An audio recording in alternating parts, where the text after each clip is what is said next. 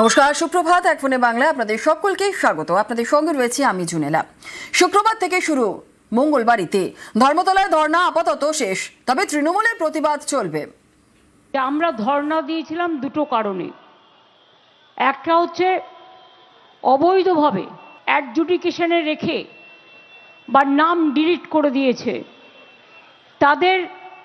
তারা যাতে বিচার পায়, তাদের ভোটাধিকার যাতে ফিরে পায়।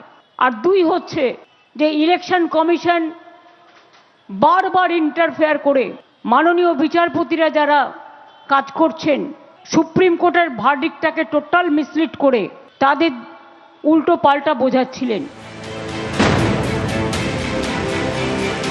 দিদিকে অনুরোধ করব আমি যে আপনি যে দাবি নিয়ে ধর্নায় বসেছেন, আপনার এই দাবিকে দেশের সর্বোচ্চ আদালত মান্যতা দিয়েছেন।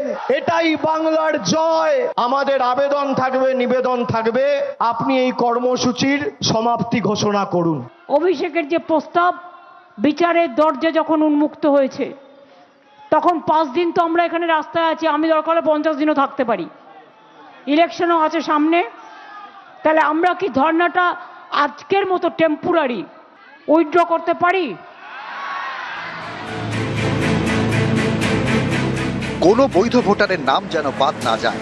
গত শুক্রবার থেকে ধর্মতলায় ধর্নায় মমতা বন্দ্যোপাধ্যায় বারবার নিশানা করেছেন বিজেপি ও কমিশনকে। ওদের অনেক মিনিস্টার, এমএলএ, এমপিরা এসে বসে আছে বিভিন্ন জেলায়, বুথে বুথে ঘর ভাড়া করে, হোটেল ভাড়া করে। আমাদের ইলেকশনের সময় বাইরে থাকতে হয় প্রাইভেটে বলে, ওই কটা দিন হোটেল ভাড়া করতেই জান বেরিয়ে যায়। আর এদের এত পয়সা সারা ভারতবর্ষ ধরে ঢালছে। আজকে ইলেকশন কমিশন কেন উত্তর দিতে পারেননি? উত্তরটা দেবেন কি করে? উত্তরটা তো জানা নেই। ওনার উত্তরটা তো বিজেপি তৈরি করে দেন।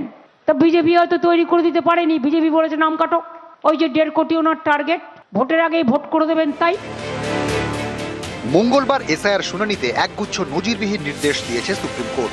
যেমন ট্রাইব্যুনাল তৈরি করতে বলা হয়েছে। বিচারাধীন তালিকা থেকে যাদের নাম বাদ যাবে তারা আবেদন জানাতে পারবেন এই ট্রাইব্যুনালে।